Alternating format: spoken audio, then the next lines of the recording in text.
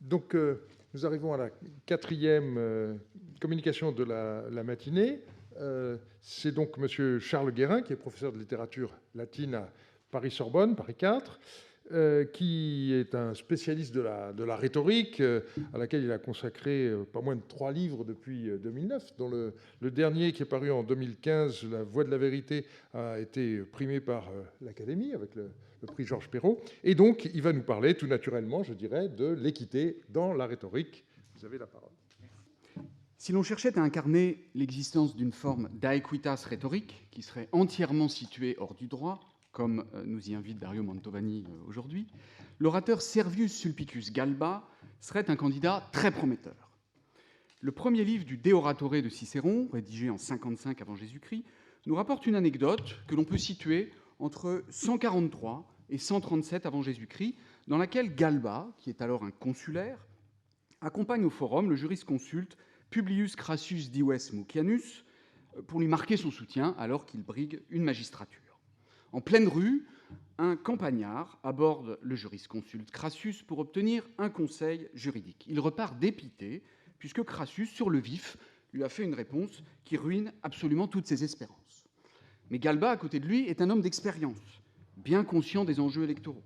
Il rattrape le campagnard, il rattrape Crassus et tente de le ramener à la raison. « Et dis donc, lui dit-il, qu'est-ce qui t'a pris de lui faire une réponse pareille ?» Le cadre est posé, avec ce qu'il faut de caricature, bien sûr, pour fabriquer un exemple efficace. Le juriste formule son responsum informel en ne prenant en compte que la question qui lui a été posée. L'orateur, lui, réagit en prenant en considération les conséquences et les enjeux du moment. En bon orateur, il cherche à plaire, il pêche les suffrages et, en bref, il s'adapte. Mais Crassus ne comprend pas ce que lui veut Galba. Il s'entête et il réaffirme sa position. Il n'y a, nous dit-il, aucune autre interprétation possible. Galba va donc entreprendre de lui démontrer son erreur. Galba lui répondit sur un ton léger, en accumulant des exemples variés. Il s'appuya sur de nombreux cas analogues et il multiplia les arguments en faveur de l'aequitas. Il souligna, en l'opposant au droit, ou plus précisément en l'opposant à la lettre du droit. Crassus trouva refuge auprès des autorités et souligna que l'avis qu'il avait formulé se trouvait à la fois dans les ouvrages de son frère Quintus Mucius et dans les traités de Sextus Aelius. L'anecdote dessine donc deux espaces argumentatifs distincts. L'un, occupé par Crassus, semble clos sur lui-même et ne répondrait qu'à une logique interne en faisant appel à l'autorité d'autres juristes. L'autre sort de cet espace et prétend élargir la perspective en adoptant une approche non formelle, en exploitant des parallèles et en invoquant une aequitas que le texte, bien sûr, ne définit pas, mais qu'il présente comme un principe fondamental à défendre et qu'il place en opposition avec le ius afin d'en corriger les perspectives. Galba prétend donc argumenter dans un cadre indépendant du système de pensée qui est celui de Crassus et de ses autorités, et la scène, vous l'imaginez, entend illustrer l'efficacité de l'approche rhétorique. Crassus finira par reconnaître que la position de Galba, qu'on ne nous détaille pas bien sûr, est probabilis, acceptable, voire vera, conforme à la réalité de la situation. Le mode argumentatif pro aequitate aura donc fait vaciller le jurisconsulte face à un orateur dont Cicéron nous dit par ailleurs qu'il est à Rome le fondateur de l'éloquence pathétique. L'aequitas surgit donc ici sous l'apparence d'un ressort argumentatif intimement lié aux compétences oratoires. Quelques lignes plus loin, le personnage du dialogue Marcus Antonius, maître de Cicéron par ailleurs, qui est celui qui raconte l'anecdote, va en tirer une leçon très simple. L'orateur peut se permettre d'ignorer l'essentiel du droit et se contenter de sa seule sphère de compétence, l'eloquentia. L'aequitas représenterait donc un cadre de pensée spécifiquement rhétorique dont il faudrait bien sûr définir la nature. Mais bien sûr, la situation est un peu trop belle et la scène est totalement trompeuse. Pour être bien comprise, elle doit être reliée au grand schème argumentatif traditionnel et Marcus Antonius rapproche immédiatement cet échange de la pratique pédagogique en nous rappelant que tous les enfants sont rompus à cette opposition puisque les rhéteurs leur enseignent, dans les affaires de ce genre, à soutenir tantôt la lettre, tantôt l'équité. L'opposition est donc décrite comme un exercice qui, fondamentalement, est réversible. La défense de l'aequitas n'est donc pas plus rhétorique que la défense du droit écrit, et soyons certains que si Galba en avait ressenti la nécessité, il aurait immédiatement adopté la position inverse. La rhétorique ne vise donc pas systématiquement à défendre l'équité par défaut, comme on a souvent voulu le croire, et la equitas n'est assurément pas une notion qui lui appartiendrait en propre. Elle est un outil qui croise droit, philosophie et théorie de l'argumentation. Mais pour autant, bien qu'elle soit extrêmement composite, cette notion va jouer un rôle structurant dans l'essentiel de la doctrine. Et la difficulté pour nous, bien sûr, est de saisir le sens de cette notion structurante, extrêmement malléable, puisque les rhéteurs ne cherchent jamais à la définir et que, bien sûr, ils la présentent comme une évidence. Cette difficulté est d'autant plus grande que la rhétorique n'est pas une doctrine homogène. Elle n'existe pas avec une majuscule en tant que doctrine. Et l'état très partiel de nos sources nous prive, par ailleurs, de la majeure partie de la réflexion des spécialistes sur ce point. Mais le De Oratore, le même texte, donc, en donnant à Marcus Antonius un contradicteur dans le personnage de Lucius Licinius Crassus, qu'il ne faut pas confondre avec notre jurisconsulte, finalement nous fournit un point d'articulation central de la notion dans la pensée rhétorique, le rapport qu'entretiennent l'argumentation en équité et l'argumentation en droit. Pour Antoine, on l'a vu, les deux espaces sont totalement indépendants. Pour Crassus, ils seront indissociables.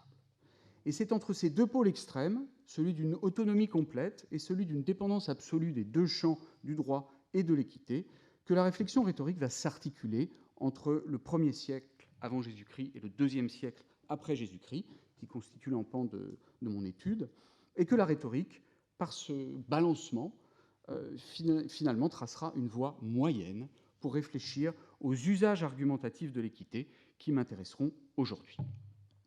Après avoir précisé ce que la rhétorique latine peut entendre par aequitas, en m'appuyant sur la doctrine de l'argumentation, je vous proposerai de suivre nos auteurs dans 3 directions différentes. La première, tracée par Galba, est celle de l'opposition entre équité et droit. Elle sera systématiquement rejetée par nos auteurs. La deuxième, dans laquelle les rhéteurs et les orateurs utilisent l'équité pour orienter la lecture de ce que les juristes leur présentent. Et une troisième, où les orateurs exploitent l'équité pour dépasser le droit écrit et invoquer des principes qui ne contredisent pas ce droit, mais qui le fondent. Enfin, la tradition pédagogique me permettra de montrer que, tout en paraissant opposer systématiquement ius et aequitas, les exercices qui sont proposés aux enfants par les rhéteurs maintiennent très fermement les conceptions du 1er siècle avant Jésus-Christ que j'essaierai de vous décrire. La théorie post-hellénistique de l'argumentation fait toujours appel à une version quelconque de ce que l'on appelle la doctrine des états de la cause. Les états de la cause constituent un arbre de choix qui permettent à l'orateur, lorsqu'il est confronté à une question, de déterminer quelle posture va lui permettre d'être le plus persuasif. Vous avez sous les yeux une version de la doctrine qui, malgré les apparences, est une version simplifiée, que j'emprunte à Quintilien, le grand rhéteur du 1er siècle après Jésus-Christ. Imaginons une accusation. Scipio Nasica est accusé d'avoir porté atteinte à la majesté du peuple romain en tuant Tiberius Gracchus. Le plaideur va pouvoir adopter l'état conjectural en refusant de reconnaître le fait. Je ne l'ai pas tué. Deuxième possibilité, il reconnaîtra l'existence du fait, mais fera porter le débat sur la définition qu'il faut en donner. J'ai tué Tiberius Gracchus, mais la majesté du peuple romain n'est pas ce que mon adversaire en dit. Troisième possibilité, celle qui m'intéressera, l'état de qualification ou de qualité. On accepte l'acte, on accepte sa définition, on cherche à montrer que l'acte et sa définition, qu'on ne discute plus, étaient ou non légitimes. Et le débat va porter sur la caractérisation du fait. Certes, j'ai tué Tiberius Gracchus, j'ai peut-être porté atteinte à la majesté du peuple romain, mais mon acte était légitime. Dernier état, l'état déclinatoire, où on conteste la validité de l'action intentée. Les rhéteurs considèrent que l'état de qualification est le mode de démonstration rhétorique par excellence. Ils supposent de modifier la perception que le public peut avoir de la valeur d'un acte ou d'un objet. Dans cette configuration, l'orateur doit faire apprécier la légitimité ou l'illégitimité de l'élément qui est mis en débat, soit en s'appuyant sur les difficultés que posent les textes de loi, ce que l'on appelle la pars legalis, soit en prenant en compte le fait lui-même et lui seul, la pars absoluta, soit en s'appuyant sur les circonstances, la pars assumptiva. C'est dans ce cadre que l'aequitas va être exploité. Je m'appuierai pour commencer sur les partitions oratoires et les topiques de Cicéron, deux traités rédigés au milieu des années 40 avant Jésus-Christ, qui nous donnent une approche à peu près synthétique du problème. Les partitions oratoires établissent que toute argumentation en état de qualité repose sur le ius, le droit, dont les principes se divisent en deux parties, droit divin et droit humain, le droit humain se trouvant immédiatement assimilé à l'aequitas, puis divisé en deux catégories, l'une commune à la nature et la loi, l'autre propre à la loi seule. La catégorie commune fait alors apparaître une deuxième fois l'équité sous l'espèce de l'aequum. Elle est donc entendue comme catégorie générale, principe du droit humain, et comme espèce de celui-ci, ce que Cicéron, par ailleurs, appellera pour la catégorie générale le genus et pour l'espèce la forma. Les topiques, le deuxième texte des années 40, abordent l'équité au plus haut degré de généralité possible dans le cadre de ce que la rhétorique appelle les questions indéfinies, soit une approche très abstraite de l'argumentation, quasi philosophique. On va y réfléchir à la question est-il légitime de tuer un tribun séditieux plutôt qu'à la question Nasica pouvait-il tuer légitimement Tiberius Gracchus. L'argumentation va se répartir en trois catégories l'utile, de expectendo fugendoque, l'honorable et l'équitable, de aequo et iniquo. Conformément à la méthode qui est propre au topique, Cicéron ne définit pas l'aequitas, il se contente de déployer les éléments qui la composent en expliquant dans quel domaine thématique, dans quel topique l'orateur va puiser pour argumenter. Si la discussion, nous dit Cicéron, porte sur ce qui est équitable et inique, on passera en revue les lieux de l'équité. On en distingue deux catégories, l'une dépend de la nature, l'autre des institutions. L'équité fondée en nature possède deux parties, l'attribution à chacun de ce qui lui revient et le droit de se venger, ou le droit de punir. L'équité institutionnalisée comporte trois parties, la première correspond à la loi, la deuxième aux conventions, la troisième s'appuie sur l'ancienneté des coutumes. Cicéron donne ici trois sens différents à l'aequitas. Le premier est englobant, il correspond à la ratio iuris que nous avons rencontrée dans les partitions oratoires et traduit l'idée de juste, selon une équivalence qui va se stabiliser dans la doctrine. Quand il réfléchit sur la qualitas, Quintilien reprend la même division que Cicéron, mais l'a fait pour sa part dépendre du justum, marquant ainsi la proximité, voire quasiment l'assimilation des deux notions. Le second sens de l'équité dans les topiques définit une aequitas naturelle qui consiste en une variation sur les principes de répartition et d'équilibre, l'attribution à chacun de ce qui lui revient, tributio sui cuique, et le droit à la vengeance, ius ulciscendi. Le ius ulciscendi, qui renvoie à un principe de justice corrective, fournit un argument, vous le verrez, qui sera fréquemment employé dans nos textes, mais qui suscite très peu l'intérêt spéculatif de nos auteurs. Il n'en va pas de même de la tributio sui cuique, présentée, comme Dario Mantovani l'a rappelé tout à l'heure, comme le fondement même de la vie en société dans l'œuvre philosophique de Cicéron, et qui exprime à première vue un principe de justice distributive et d'égalité géométrique. Mais cette tributio sui cuique, dans la philosophie cicéronienne, se trouve liée également à un autre principe, l'habere sum cuique licere, qui impose de garantir à chacun la préservation de ce qu'il possède. Et c'est presque sous ce seul angle que le De Officiis, texte contemporain des topiques, aborde la question de l'équité. Ainsi, lorsque Cicéron aborde l'aequitas d'un point de vue philosophique et politique, elle est largement conçue comme un impératif de protection. Cet aspect apparaît uniquement de manière implicite dans la Constitutio Aequitatis, l'aspect institutionnel de l'équité, celui qui se trouve à droite de mon tableau. En effet, le sens exact de la equitas dans ce passage, lorsqu'elle est abordée en dehors de la natura, n'est pas précisé. Cicéron nous dit qu'il l'ancre dans la loi, les contrats et la coutume.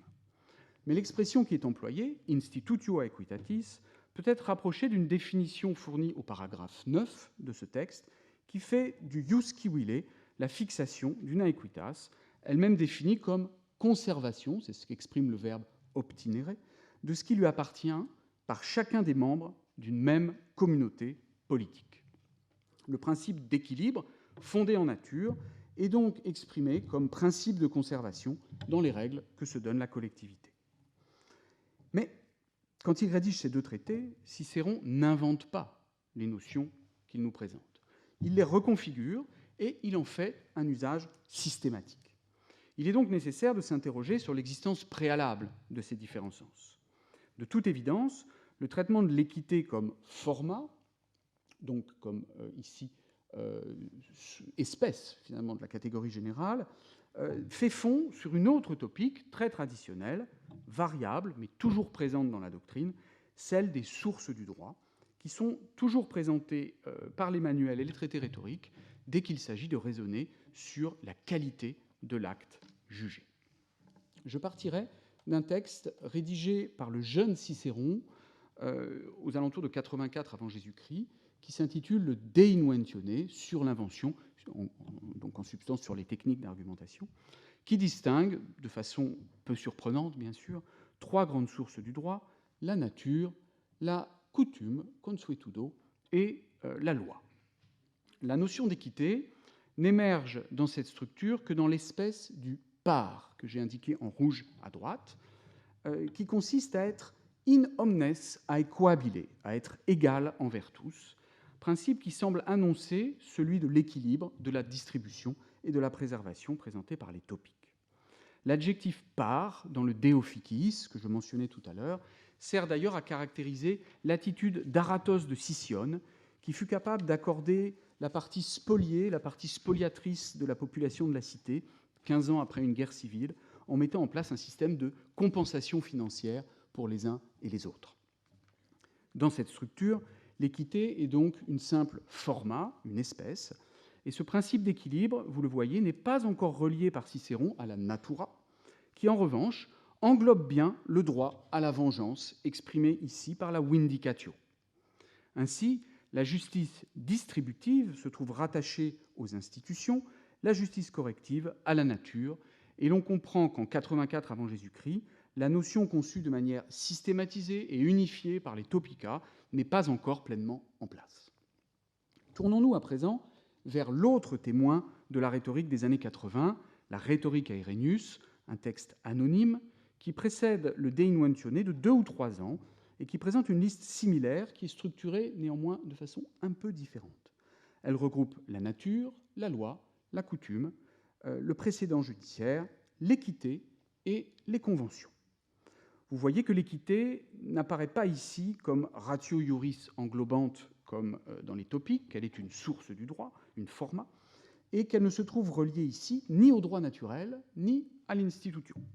Elle forme un principe indépendant qui désigne la prise en compte de la réalité concrète d'une situation, aequum, et de l'intérêt général, bonum, comme mesure de la création d'une règle. Le droit, nous dit l'auteur anonyme, est fondé sur l'équité quand il semble répondre à la réalité de la situation et à l'intérêt général. Exemple, se faire représenter quand on a plus de 60 ans ou que l'on invoque des raisons de santé.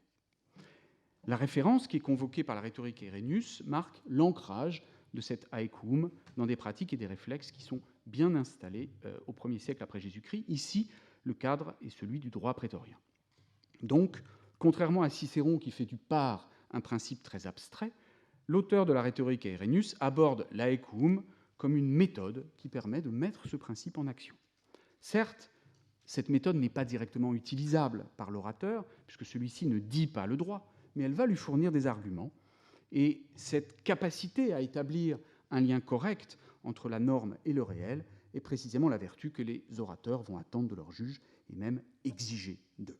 Elle jouera un rôle capital par la suite, mais son absence dans les topiques et les partitions oratoires nous montre encore une fois que l'approche de l'équité n'est pas totalement homogène au 1er siècle avant Jésus-Christ dans la doctrine. Enfin, en ce qui concerne l'idée d'une aequitas, qui se situerait à un niveau plus général que celui de la source du droit, elle se rencontre aussi dans d'autres passages de ces deux mêmes textes. Dans le cadre de sa réflexion sur l'éloquence délibérative, l'éloquence politique, donc, la rhétorique Irénius définit en effet la justitia à partir d'une aequitas consistant à attribuer à chaque chose ce à quoi elle a droit en fonction de son mérite.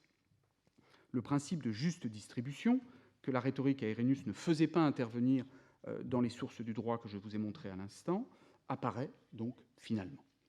Le De Inventione, c'est mon deuxième texte, fait de même, et il définit la Justitia sans évoquer la Equitas, mais simplement l'idée d'habitus animi, on est toujours dans le cadre d'une conceptualisation des vertus, mais il récupère le principe de répartition et le principe d'intérêt général qui était exploité par l'auteur anonyme pour nous dire que la justice est la disposition d'esprit consistant à attribuer à chacun ce qu'il mérite, tout en préservant l'intérêt général.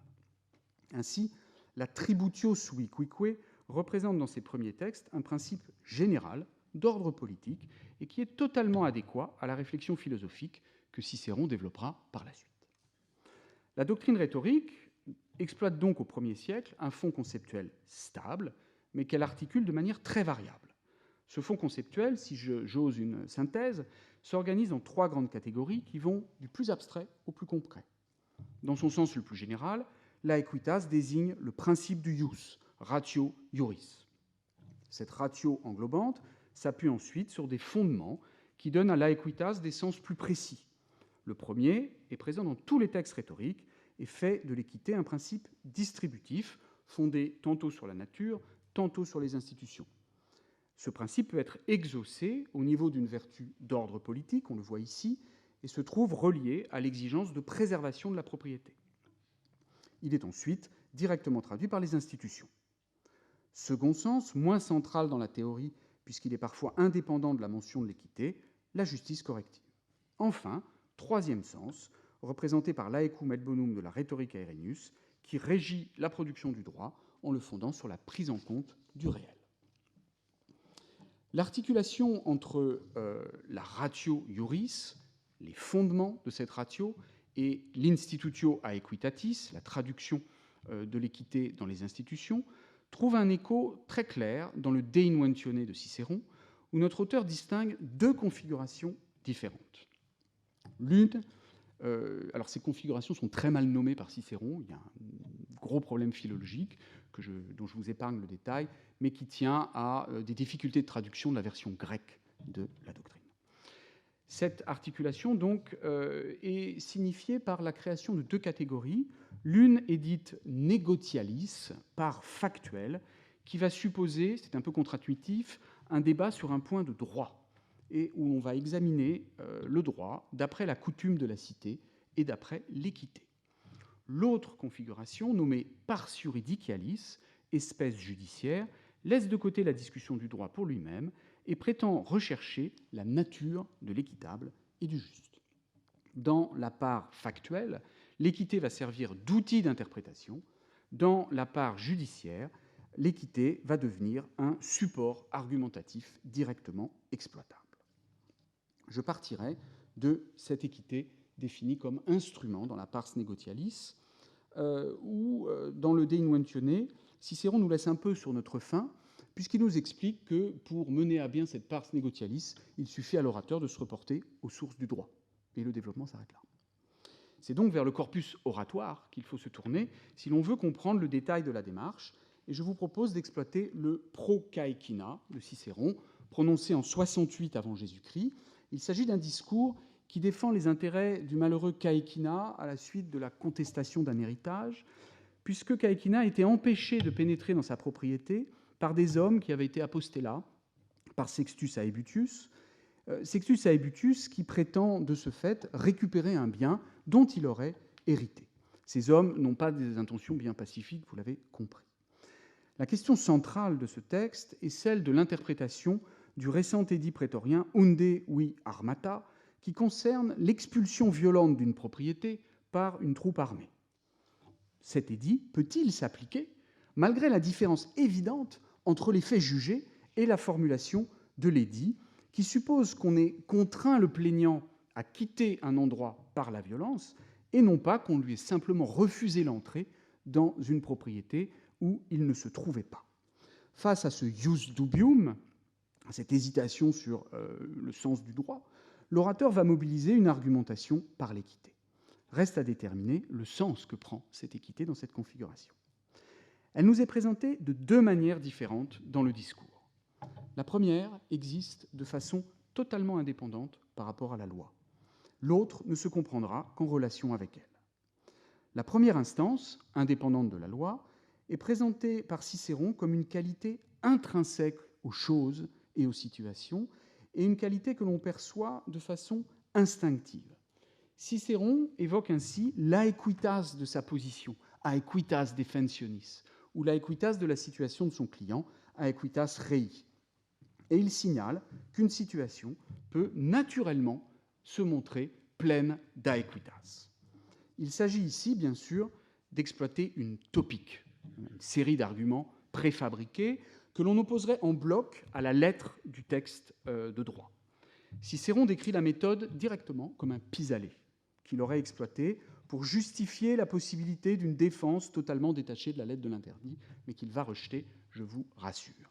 J'employais, nous dit-il, de nombreux exemples, sans oublier toute la topique de l'équité, materia aequitatis, selon laquelle, dans de nombreuses affaires, le droit et le principe de l'équitable étaient séparés de la lettre du texte et que toujours avait prévalu ce qui présentait par soi-même le plus d'autorité et le plus d'équité.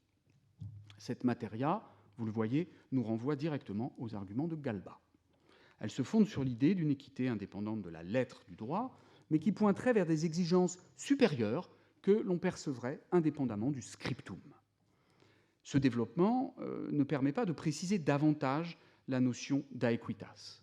Si l'on se reporte au manuel, on nous dira que pour pousser dans ce sens qui nous est décrit ici, il faut faire feu de tout bois, invoquer l'aequitas causae, qui n'est pas plus défini, ou exploiter tous les lieux communs, Cicéron nous dit, que j'ai déjà cités. Donc, évidemment, on manque ici de détails. Mais cette absence de détails n'est pas si surprenante, puisqu'en réalité, Cicéron va évacuer cette méthode, la présenter comme inefficace et en adopter une autre. La démarche qu'il va adopter en réalité fait de l'aequitas non plus une évidence à constater dans la réalité, mais un fondement méthodologique. On va l'utiliser comme point de référence, non pas pour contester le texte, mais pour le comprendre. La méthode suppose un travail interprétatif. Puisque cette aequitas dépend du texte de l'interdit et non des faits eux-mêmes, elle impose de percevoir le principe d'équité que contient le texte, intellegere aequitatis rationem. Il faut ainsi faire une lecture qui, d'après Cicéron, se conforme au principe du droit qu'il nomme à nouveau dans ce texte ratio iuris. Il s'agit de prendre en compte le scriptum, mais de ne pas se laisser paralyser par les mots qui le composent. Faire fond sur l'équité va donc revenir à comprendre ce que le texte cherche véritablement à instituer. En l'espèce, la norme générale que l'interdit tente de faire appliquer et la dynamique sociale qu'il cherche à mettre en œuvre, soit ne pas laisser sans recours les victimes d'actes de ce genre et leur attribuer ce à quoi ils ont droit. Par une démarche analogique très contestable du point de vue de l'analyse juridique de l'interdit, mais qui est fondée sur un schéma rhétorique qui est bien recensé et qu'on nomme la ratio quinatio, Cicéron entend montrer que, selon la ratio aequitatis présente dans l'interdit, empêcher un individu d'entrer dans une propriété où il n'avait jamais mis les pieds équivaut à le chasser d'un lieu où il aurait été installé depuis longtemps. Non alia causa aequitatis. Reste à déterminer, bien sûr, comment Cicéron s'y prend pour déterminer cette ratio aequitatis à l'intérieur de son texte. Il signale qu'il faut d'abord rechercher la nature du fait visé par l'édit, quelle que soit la manière dont celui-ci se trouve désigné. L'enjeu de cette lecture très rhétorique est de partir du texte pour s'exaucer à une catégorie générale et d'effectuer ensuite un va-et-vient entre la règle et le réel pour établir une juste relation entre la règle et l'action mise en jugement. En opposant le droit, ius, et l'arbitraire, libido, Cicéron formule le principe suivant: le droit proclame que c'est le fait, le sens de la loi et l'équité qui doivent avoir le plus de poids. L'arbitraire proclame qu'il faut tordre le droit en s'attachant aux mots et aux lettres. Le ius serait donc fondé sur 3 éléments: la situation effectivement visée par la règle, le sens de cette règle, sententia, et l'aequitas, qui désigne ici la mise en correspondance de la règle bien comprise et de la situation. Entendu comme principe, l'aequitas n'est donc pas invoqué contra ius, comme chez Galba, mais comme dans la démarche topique que Cicéron décrit, ni comme le fait Galba, ni comme Cicéron le proposait dans sa démarche topique, dont il nous dit qu'elle est inefficace. Ce qu'il nous propose ici, c'est un usage parfaitement conforme à ce qu'il nous dit dans les topiques et dans les partitions oratoires. L'equitas, pour l'orateur, représente la ratio iuris, et elle est exprimée par le texte qui le contient. Nul besoin de contester le texte, il faut simplement apprendre à le lire. Et c'est bien sûr tout l'enjeu rhétorique et persuasif du discours que d'imposer la lecture qui convient. Entendu comme méthode, l'équité est d'abord mise en relation raisonnée entre un fait et une règle, et absolument pas la reconnaissance d'un aequum intrinsèque. L'usage rhétorique que Cicéron défend ici consiste donc à exploiter l'aequitas en lien étroit avec le droit. La pars iuridicalis, la partie judiciaire, donc indépendante du droit, telle qu'elle est décrite par Cicéron, vise à rechercher quelle est la nature de l'équitable et du juste. Et les rhéteurs, il faut l'avouer, ont quelques difficultés à exposer le rôle argumentatif de cette recherche, le De Inventione ne nous fournissant aucune précision sur ce qu'est la equinatura ou sur son champ d'application, si l'on souhaite aller au-delà des sources du droit. Les topiques, on l'a vu, inséraient la equitas dans une série plus large qui incluait l'utile et l'honorable, mais elle ne nous disait pas non plus quand il fallait choisir l'un ou l'autre, ni ce qu'il fallait en faire. C'est la rhétorique à Irénius, encore une fois, qui va nous offrir la présentation la plus claire. Pour l'auteur anonyme, les sources du droit, et donc la equitas, ne seraient applicables qu'à la seule partie absolue de la qualification, c'est-à-dire la partie où on cherche à justifier l'acte par lui-même. Dès que l'on s'appuierait sur les circonstances extérieures à l'acte, alors l'invocation de l'équité perdrait toute efficacité et on aurait besoin d'autres leviers. La rhétorique à Irénius nous propose de présenter l'acte défendu comme utile, honnête, facile, avantageux, et surtout, c'est important, il nous propose de faire appel à un ensemble de lieux communs qui vont supposer des amplifications pathétiques, le lieu de l'atrocité du crime, par exemple, ou l'appel à la pitié. D'après l'auteur, l'équité aurait un champ d'application très réduit, la description de l'acte en lui-même, et surtout parfaitement distinct des autres topiques employables en argumentation d'equalitate. Reste à déterminer comment on peut l'utiliser. Le Promilonné de Cicéron est un discours prononcé en 52 avant Jésus-Christ dans une affaire de violence publique, et il nous propose une argumentation qui, il me semble, pourrait nous éclairer. Milon, au cours d'une rencontre qui a fort mal tourné, a tué son adversaire de toujours, Publius Clodius.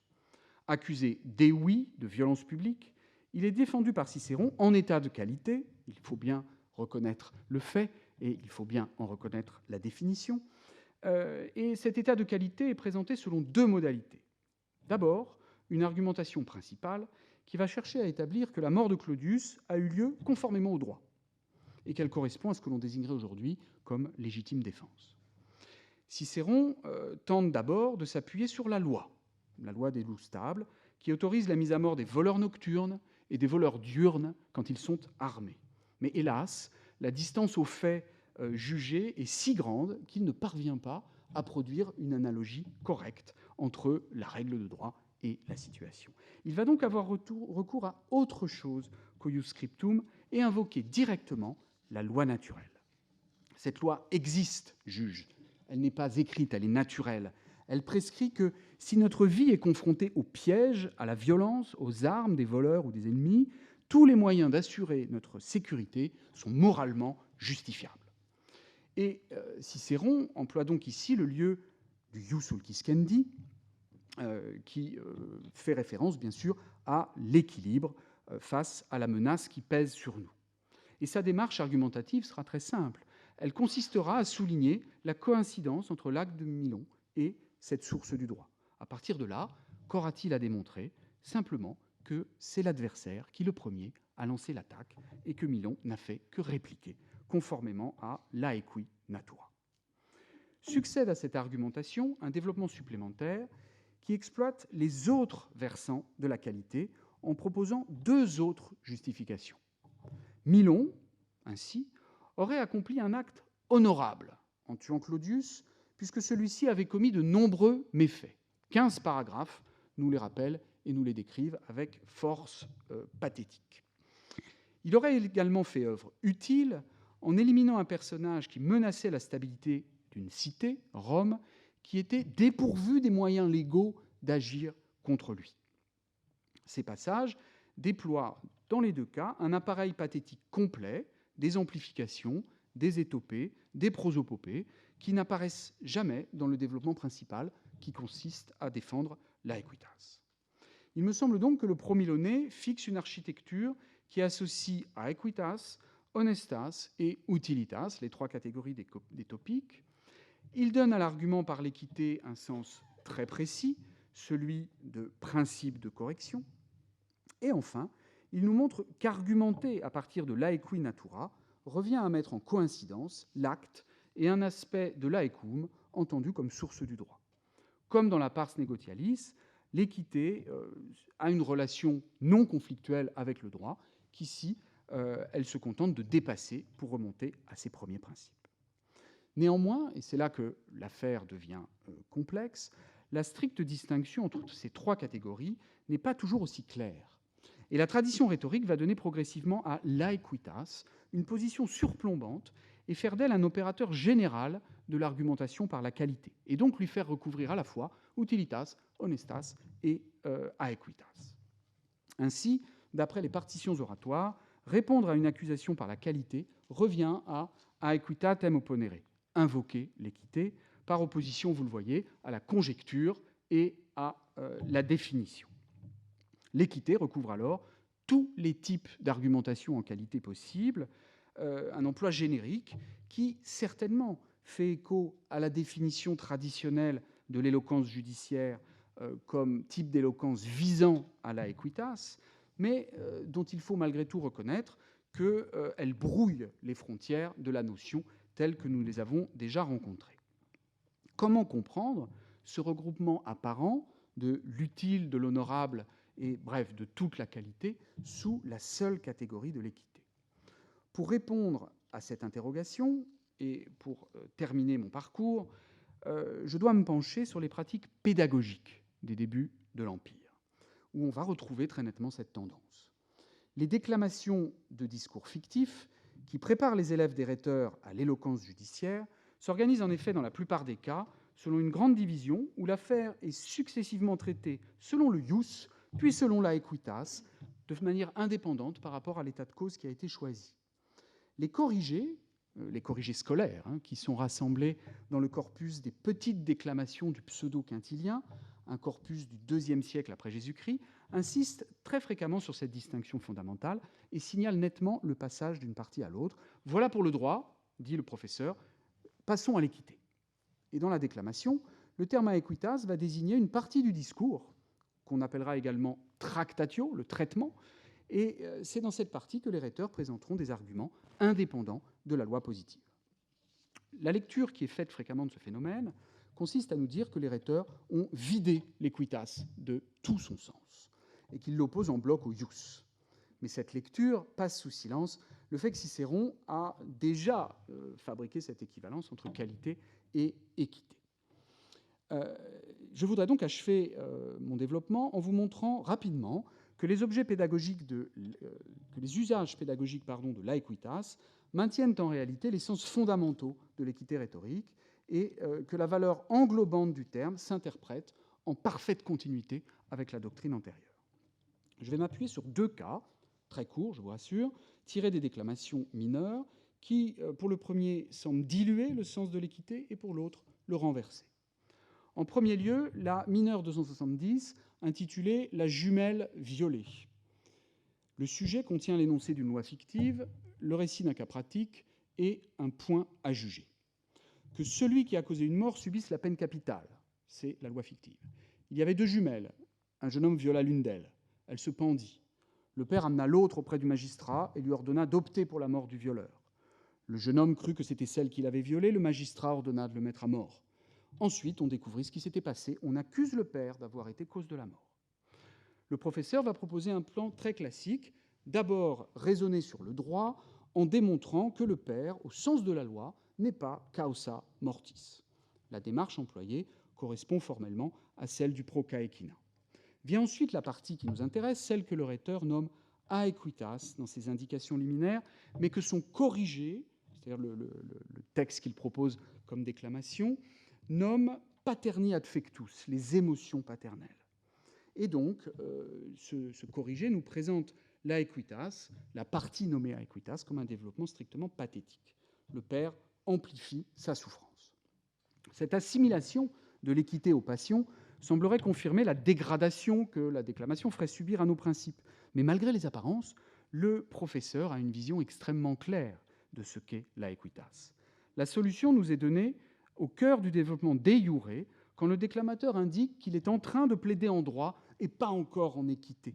Je ne m'appuie pas d'emblée sur l'équité, nous dit-il, en disant combien il est juste que soit tué celui qui a commis une injustice, puisque celui qui l'a subie est morte. C'est du droit que je parle. L'aequitas que le père pourrait exploiter ici correspond donc au principe d'équité porté par le ius ulciscendi. Et le pathos employé par la tractatio n'est pas un développement interchangeable au contenu vaguement moral. La souffrance du père sert à souligner combien il est nécessaire de respecter le ius ulciscendi. Et le rhéteur mobilise ici une valeur fondamentale et classique de la notion d'équité.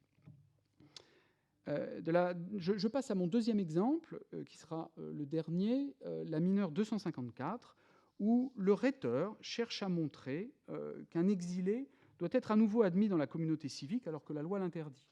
C'est par la prise en compte de sa personne, de ses qualités, de ses intentions, qu'il fonde son argument de aequitate. Voyons l'équité à présent. Je considère qu'il est digne de demeurer dans la cité. L'expression dignus qui, digne d'eux, qu'emploie le rhéteur, se retrouve partout dans le corpus dès qu'il s'agit d'employer ce type d'argument. Et il faut noter que la tractatio est parfois désignée par les rhéteurs par le terme merita, les mérites.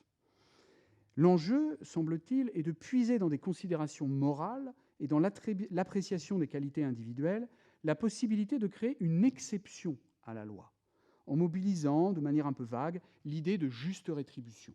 L'équité serait alors entendue comme un moyen de contester le droit écrit. Mais l'argument, en réalité, ne se comprend que par rapport au type de discours qui est proposé par le pédagogue, qui enseigne ici à ses élèves comment justifier une proposition de loi controversée. Il ne s'agit pas de demander au juge de négliger la loi pour se fonder sur les mérites du jeune homme, mais de prendre en compte la réalité de la situation dans laquelle il se trouve pour créer une loi nouvelle qui rendrait possible le retour de l'exilé. Le déclamateur souligne des questions de iure, mais il est certain que le développement de aequitate qu'il propose exploite la logique de l'aequum qui était décrite par la Rhetorica Irenaeus. Il ne s'agit pas là d'une divagation conceptuelle, ni d'une opposition au ius. Le projet est de fonder dans la vérité de la situation la création d'une nouvelle norme juridique. L'usage de l'équité est ici parfaitement congruent avec la doctrine précédente. Dans ces configurations qui sont coupées du réel, bien sûr, et un peu schématiques, elles s'adressent à des enfants, mais elles sont néanmoins très fines d'un point de vue argumentatif, les pédagogues n'ont donc pas versé dans une approche lâche qui ferait de l'aequitas une materia où on puiserait de quoi argumenter sans tenir compte du cadre juridique, certes fictif, mais qui est imposé par l'exercice, ou simplement en embrassant n'importe quel argument moral. Au contraire, l'équité des petits écoliers du IIe siècle après Jésus-Christ est singulièrement proche de celle des théoriciens de la fin de la République. L'aequitas me semble être devenue ici une notion parfaitement stabilisée pour la pensée rhétorique. Et l'on comprend que le sens englobant d'aequitas, qui recouvre la totalité de la qualité, n'est pas flou, mais qu'il désigne ce qui est pour nos rhéteurs la valeur peut-être la plus fondamentale de la notion, l'absolue nécessité de prendre en compte la veritas de la situation pour pouvoir argumenter et juger de manière correcte. Le détail du fait, la nature de l'individu, les circonstances, la souffrance, l'utilité, l'honnêteté, les mérites doivent peser dans l'évaluation. Et c'est cette prise en compte qui forme le cœur de l'argumentation de aequitate chez les professeurs. Et l'on constate alors, au terme de ce parcours, que l'équité des déclamateurs et des rhéteurs représente désormais, au premier chef, un principe de correspondance à la réalité. Je vous remercie.